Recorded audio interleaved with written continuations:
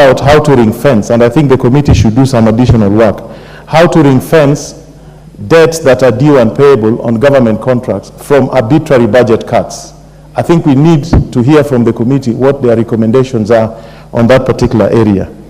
And also, the committee should come up with some very innovative ways of managing government debt. In the private sector, we have something called factoring, where debts are sold at discounted rates instead of keeping them in your books. I think the committee should investigate how some element of factoring can be introduced to government debt, where those debts would be then sold out to those who are willing to pay them at a discounted rate, and then supported by issue of maybe long-term government paper in terms of treasury bills to support whoever's been able to take up those debts. Secondly, Mr. Speaker, I would like to point out that there is a misconception, or maybe I didn't get it correctly, that the Office of the Attorney General is responsible for commercial terms on government contracts. I did spend the first 9 years of my life there. The responsibility for commercial terms in government contracts lie with the Treasury. So I think the institution that we need to deal with to get reasonable commercial terms is Treasury. And how should we do that? If you look at our Constitution under Chapter 12, we have some framework for public finance. We have some principles. But we don't have a legislative framework for government commercial terms. I think it is time, maybe the committee should take this up and help us develop the rails of what constitute reasonable commercial terms. If they can have some legislative amendments either to the PFM Act, so where we said very clearly that in entering into a contract, the Treasury will be bound by the following parameters in achieving reasonable commercial terms. The Attorney General does not have that responsibility. Thirdly, Mr. Speaker, there's also been a lot of complaint about what we call commitment charges. But I think there's also lack of understanding in this area. Commitment charge is a norm in commercial contracts, and Kenya cannot run away from it, even us as individuals when we go to our banks. Why? What is the basis? Once you go to an institution, a lending institution, and they commit to lend you money, they reserve that money. In other words, they've taken it out of their daily use, they can't lend it to somebody else, and there's a cost to that. So you are required to pay some commitment if you have not made a drawdown.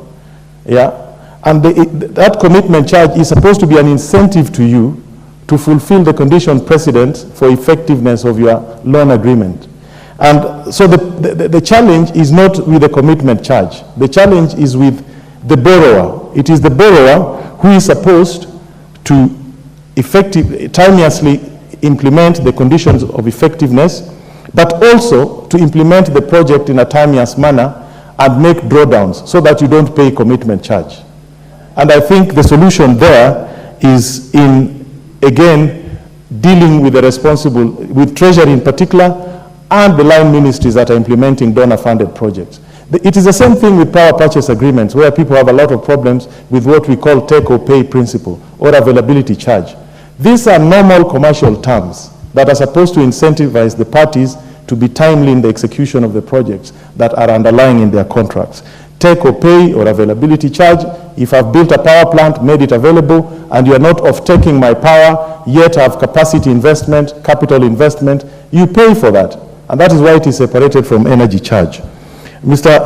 Honorable Speaker, let me also talk about this other issue of strengthening the Office of the Auditor General. This, I think we need to really do, and I hope the report has made some very serious recommendations on how to empower the Office of the Auditor General with modern tools. In audit, the most effective tool is the ability to trace the money. And I hope in that report, or if it is not there, maybe they will think about it, how to empower, not necessarily by adding additional staff, but by empowering the Office of the Auditor General by IT tools, and that will enable it to trace the movement of money. That way, you will clearly get into a lot of information, but also empowering the auditor further and making sure the legal framework gives them right of access to information anywhere, including the private sector, not just within the public sector. I hope there are some recommendations in that regard. But let me also note, while I support the report, that I'm a little surprised I was expecting there would be some heavy scandals exposed, but I've had just